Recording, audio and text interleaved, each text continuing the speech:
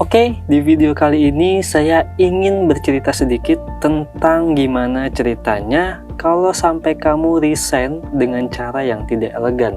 Yang saya mau bahas kali ini bukan tentang cara resign ya, tapi lebih ke hal-hal yang ada baiknya kita pikirkan dahulu sebelum kita memutuskan untuk resign dari tempat kerja. Terkadang dalam dunia kerja, ada saja atmosfer yang dipenuhi kebencian terhadap atasan atau pekerjaan, atau malah kedua-duanya ya.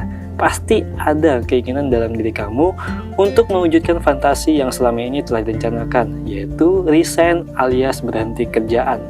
Dalam kondisi mau resign, terkadang kita ingin sekali untuk memberitahu atasan kita tentang bagaimana tidak becusnya ia dalam mengatur bawahan, ataupun membocorkan pada rekan-rekan yang lain tentang siapa-siapa saja yang pernah membicarakan mereka dan apa saja yang pernah dibicarakan.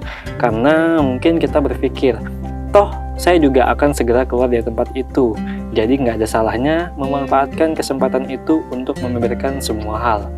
Eits, tapi jangan salah. Bisa jadi pemikiran kita itu jadi langkah yang salah dan merupakan kesalahan besar.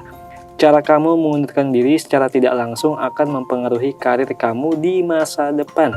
Catat, di masa depan. Tahan amarah dan jangan berusaha membalas, tapi keluarlah dari pekerjaan tersebut dengan keprofesionalan yang masih terjaga. Untuk itu, berikut beberapa hal yang ada baiknya harus kita pertimbangkan dahulu saat memutuskan untuk resign, agar cara resign kita terkesan elegan. Apa saja itu? Mari kita simak video berikutnya. Nah, sebelum video ini berlanjut, alangkah baiknya kamu bisa bantu Busam TV untuk bisa maju ke depannya dengan cara like, share, dan subscribe agar kami bisa terus memberikan kamu informasi yang menarik. Dan jangan lupa nyalakan notifikasi loncengnya agar kamu bisa terus update video-video terbaru kami.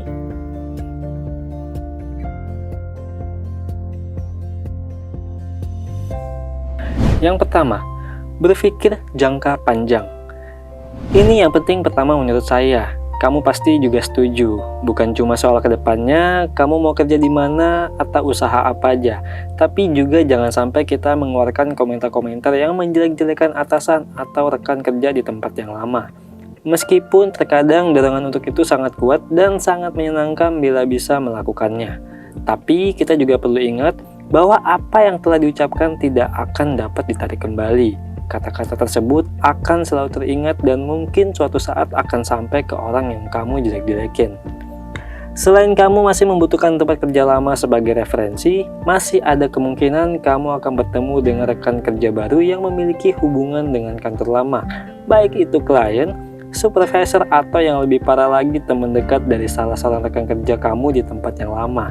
Nah, kan bisa jadi senjata makan tuan tuh kalau sampai kamu resign dengan cara yang bisa dibilang nggak baik dan malah bisa berdampak buruk ke tempat kerja kamu yang baru.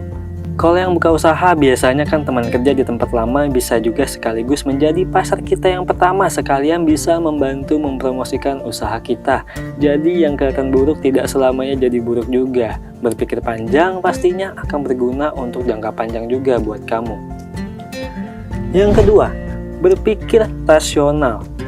Berhenti kerja dapat menjadi pengalaman bernuansa penuh emosi, baik bagi kamu maupun atasan yang mungkin selama ini memperlakukan kamu dengan semena-mena. Atasan kamu mungkin akan merasa kaget, marah, ataupun melakukan pembelaan diri dan menganggap kesalahan sepenuhnya ada di tangan kamu. Meski ketegangan mungkin bisa terjadi, tapi ada baiknya kamu juga menahan emosi dan tetaplah berlaku sebagai seorang pro. Dengan berhenti, kita sebenarnya telah berhasil membalas perlakuannya. Bayangin aja, berapa lama yang akan dibutuhkan untuk mencari karyawan baru seperti kita. Pasti nggak langsung dapat menggantinya kan? Maka dari itu ada baiknya kita berpikir rasional dan sekali lagi jangan langsung terbawa dan terpancing emosi karena keinginan resign kamu itu. Resign dengan elegan akan menunjukkan bahwa kamu adalah orang yang profesional. Yang ketiga, berpikir ke depan. Selanjutnya, buat surat dengan singkat, to the point aja dan mencantumkan tanggal kapan kamu akan efektif untuk berhenti bekerja. Jangan mengirim melalui email, tapi langsung datangi orang yang berkepentingan dan serahkan surat tersebut. Berhati-hatilah sebab mungkin saja begitu menyerahkan surat pengunduran diri, kita akan langsung disuruh membereskan meja. Oleh karena itu sangatlah penting mengemasi barang-barang kamu beberapa hari sebelumnya, misalnya seminggu sebelum berhenti. Supaya apa? Supaya tidak kelabakan dan tidak ada barang kita yang ketinggalan di tempat kerja lama. Kumpulkan barang-barang yang mungkin dapat berguna suatu hari, misalnya alamat email, kartu-kartu nama dari klien, rekan kerja atau SPP, ataupun informasi yang kamu butuhkan mengenai proyek yang sedang kamu kerjakan. Bisa jadi ini nanti berguna ke depannya untuk kamu, karena kalau sudah meninggalkan kantor untuk terakhir kalinya, bisa jadi barang-barang tersebut tidak bisa diambil lagi. Yang keempat, berpikir positif. Meski dulu pekerjaan lama kamu diwarnai masa-masa sulit dan menyebalkan, mungkin akan sedikit sulit untuk tidak berkomentar mengenai masa-masa tersebut. Namun ingat, kamu membawa beban lama ke pekerjaan baru hanya akan merusak reputasi kamu sendiri. Atasan ataupun rekan baru kamu pastinya tidak ingin mendengarkan keluhan mengenai pekerjaan lama kamu. Ada baiknya lupakan saja mimpi buruk yang dulu. Lagi pula sekarang sudah ada pekerjaan yang baru. Hadapi masa-masa transisi tersebut dengan sepro mungkin dan song-songlah kesempatan emas di pekerjaan baru yang ada di depan kamu. Oke, itu dia beberapa hal yang ada baiknya kita pikirkan saat memutuskan untuk resign dari tempat kerja. Gimana ceritanya kalau sampai kamu resign dengan cara yang elegan? Sudah pasti bakal menjadi kerugian untuk kamu sendiri.